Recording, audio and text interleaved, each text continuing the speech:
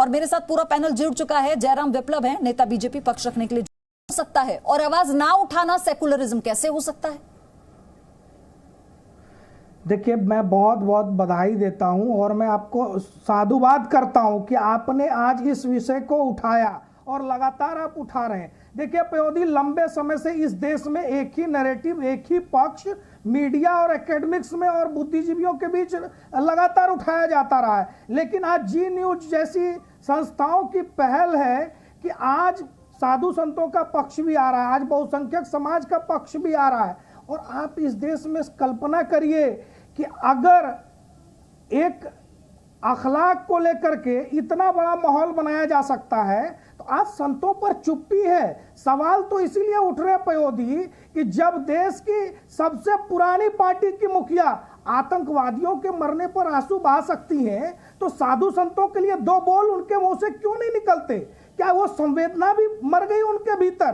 तो सवाल तो उठेंगे। दूसरा, जो संजय भाई कह रहे थे, सवाल पुलिस पर भी उठ रहा है कि पुलिस आखिर वहां पर कर क्या रही थी, और सवाल उनके सहयोगी पार्टी के नेता पर भी उठ रहा है, वो काशीनाथ चौधरी गिरफ्त से बाहर क्यों है, जिसकी मौजूदगी में बिना उकसाई गई भीड़ का ये काम नहीं हो सकता। भीड़ को कोई लगातार वहां बैठ करके उकसा रहा था, इंस्ट्रक्शन दे रहा था, क्योंकि वो तो साधु संत थे, निहत्थे थे, डरे हुए थे, सहमे हुए थे। उनके साथ इस प्रकार का अमानवीय व्यवहार करना, एक बार उनको पुलिस संरक्षण में लिया गया, दोबारा पकड़ करके मारना, तो ये लगातार उकसावे के कारण ही संभव हो सका। तो उस भीड़ से भी ज्यादा वो उकसाने वाले लोग को आज पकड़ने की आवश्यकता है।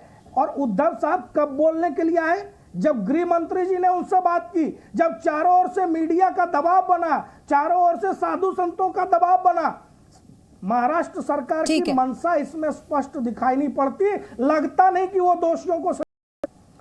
देखिए, सबसे पहले तो स्वामी जी ने जो कहा वो सत्य ही प्रतीत होता है, क्योंकि मीडिया के एक बड़े वर्ग ने लगातार 4 दिनों तक तो इस पूरे मामले को चोरों की मॉब लिंचिंग बताने का प्रयास किया। उन्होंने बताया कि ये थीव्स कुछ चोर थे जिनको मार दिया गया, और बाद में जब लगातार बोला गया, लिखा गया, तब जाकर के आप देखिए कि आज साधु संतों की बात हो रही है। तो ये तो इस देश का माहौल था, इसीलिए मैंने शुरुआत में जी न्यूज को भी साधुवाद किया है।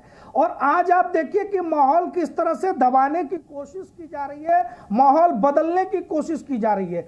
सवाल है कि आप एक पर्टिकुलर केस में अगर वहां पर भारतीय जनता पार्टी की सरकार हो, अगर वहां पर किसी अन्य धर्म के व्यक्ति के साथ कोई घटना हो, पीड़ित और अपराधी का पहचान देख करके, उसकी जाति और मजहब देख करके अगर आप निर्णय लेते हैं कि इसको मॉब लिंचिंग कहना है या नहीं कहना है, अगर आप निर्णय लेते हैं कि इस पर अवार्ड वापस करना है या नहीं करना है, अगर आप निर्णय लेते हैं कि इस पर प्रधानमंत्री को चिट्ठी लिखनी है या नहीं लिखनी है, ट्विटर पर हैशटैग चलाना है या नहीं चलाना है, तो यह आपका दोहरा चरित्र है, कुछ और नहीं। और सवाल है कि विपक्ष के वो तमाम बड़े चेहरे और संविधान बचाने की बातें करने वाले लोग। ऋषि मिश्रा, आज तो देश जानना चाहता है ना, आज देश ये जानना चाहता है कि वो सारे चेहरे कहां गए।